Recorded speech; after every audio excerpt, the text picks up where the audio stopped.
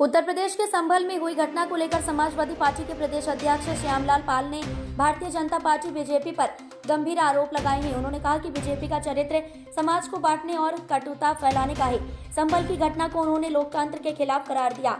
श्यामलाल पाल ने कहा, बीजेपी कटने और बंटने की राजनीति करती है। संभल में जिस प्रकार से दंगा कराया गया वह पूरी तरह से लोकतांत्रिक मूल्यों के विरुद्ध है। यह पार्टी लोगों को वोट डालने से रोकने, उन्हें डराने, धमकाने और घर में कैद करने जैसी साजिशें रचती है। ये कृत्य बीजेपी के खून में शामिल है। उन्होंने आरोप लगाया कि बीजेपी संवैधानिक पद पर रहते हुए न्याय की बात नहीं करती और अज्ञात लोगों पर फर्जी मुकदमे दर्ज कराकर उन्हें परेशान करती है। उन्होंने कहा कि केवल संभल ही नहीं बल्कि प्रदेश के कई हिस्सों में ऐसे फर्जी मुकदमों के जरिए लोगों को बेघर और परेशान किया गया है। सपा नेता ने बीजेपी पर संविधान विरोधी राजनीति करने का आरोप लगाते हुए कहा कि यह पार्टी न केवल देश की जनता के अधिकार छीन रही है बल्कि लोकतंत्र को कमजोर करने की कोशिश भी कर रही है। सर, संभल घटना को लेके क्या कहना चाहेंगे? जिस प्रकार से आगजनी हुई और भारतीय जनता पार्टी के लोग विपक्ष पर ही उल्टा निशाना साध रहे हैं। भारतीय जनता पार्टी खुद कटने और बंटने पर बात कर रही है, क्योंकि इस देश का संविधान जो बात कहता है उसके अनुसार भारतीय जनता पार्टी काम नहीं करती है। देश की आत्मा भारत का संविधान है। यह देश सभी जात धर्म के लोगों का है। संवैधानिक तरीके से सरकार को काम करना चाहिए, पर भारतीय जनता पार्टी संवैधानिक पदों पर रहते हुए लोग भारतीय जनता पार्टी के उस संविधान के अनुसार काम नहीं करते हैं। किसी धर्म का बढ़ावा और किसी धर्म का अपमान, ये देश सभी का है। सभी जात धर्म के लोगों का सम्मान होना चाहिए। संभल की घटना जो हुई है उसकी मैं निंदा करता हूँ, पर भारतीय जनता पार्टी को चाहिए कि देश में सभी लोगों का सम्मान होना चाहिए। लगभग 2500 लोगों पर अज्ञात मुकदमा दर्ज किया है।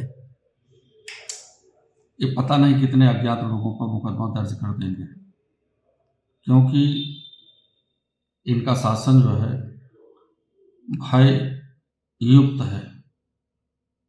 इस देश में जनता को लोकतांत्रिक तरीके से अपना नेता चुनने का अधिकार है, पर भारतीय जनता पार्टी लोकतंत्र का ही गला घोंट रही है और लोकतंत्र में अपना नेता चुनने वाले लोगों को वोट देने से रोका गया। सबसे पहले बीएलओ को काटा गया। जो बीएलओ की सूची थी, जिनके नाम पहले थे, बीएलओ को काटा गया। बीएलओ को काटने के बाद मतदाताओं को काटा गया, वोटर लिस्ट से नाम निकाला गया। उसके बाद इन्होंने तरह तरह के कार्य करते हुए अंत में मतदाताओं को वोट न देने के नाम पर काटने का काम किया। ये भारतीय जनता पार्टी की जीत नहीं है, एक लोकतंत्र की जीत नहीं है और वास्तव में मतदाताओं के अंदर बड़ा आक्रोश है कि जो ये पुलिस प्रशासन के माध्यम से, जो पिस्तौल के माध्यम से, रिवॉल्वर के माध्यम से वोट को रोकने का काम किया। जहां समाजवादी पार्टी के वोटर्स बहुतायत हैं, उन वोटरों पर, उन बूथ केंद्रों पर क्यों 11%, क्यों 12% वोट पड़े, और जहां भारतीय जनता पार्टी के वोटर्स हैं वहां पर 95 से लेकर के 97% तक वोट पड़ रहे हैं। ये कौन सा खेल भारतीय जनता पार्टी खेल रही है इस देश के लोगों के साथ? इस प्रकार का सौतेला व्यवहार कभी न बाबा साहब डॉक्टर अम्बेडकर जी ने, न तो डॉक्टर लोहिया जी ने, और न तो धरती से जुड़े हुए नेता धरती पुत्र मुलायम सिंह यादव ने सपने में भी नहीं सोचा था कि इस प्रकार भारत के संविधान का, भारत के लोकतंत्र का अपमान हो। बीजेपी के लोग ये कहते हैं कि हम तो संविधान के साथ कोई छेड़खानी नहीं कर रहे हैं। मैं पूछता हूं कि संविधान आरक्षण देता है, लोक सेवा आयोग उत्तर प्रदेश से जब खंड शिक्षा अधिकारियों की भर्ती होती है 309 पद होते हैं और 309 पदों में ओबीसी वर्ग को 31 पद मिलता है, जबकि आरक्षण के तहत ही अगर उनके पदों का सृजन कर दिया जाए तो 81 पद होता है। ये आरक्षण के साथ बहुत बड़ी धोखाधड़ी है।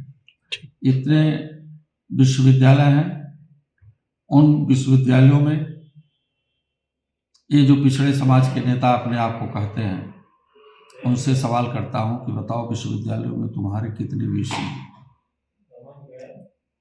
मैं उससे भी बड़ा सवाल कर रहा हूं कि तुम्हारे पास इन विश्वविद्यालयों में कितने प्रोफेसर हैं, कितने एसोसिएट प्रोफेसर हैं? गिनाने के नाम पर 0। तो इसलिए ये पीडीए का जो आरक्षण है, वो आरक्षण के तहत भारतीय जनता पार्टी काम नहीं कर रही है। जब आरक्षण नहीं तो इसका मतलब कि संवैधानिक पद पर बैठा हुआ व्यक्ति आरक्षण के साथ, संविधान के साथ, लोकतंत्र के साथ धोखा दे रहा है। इसलिए पीडीए के लोग एकत्रित होकर के संविधान की बचाने की मुहिम में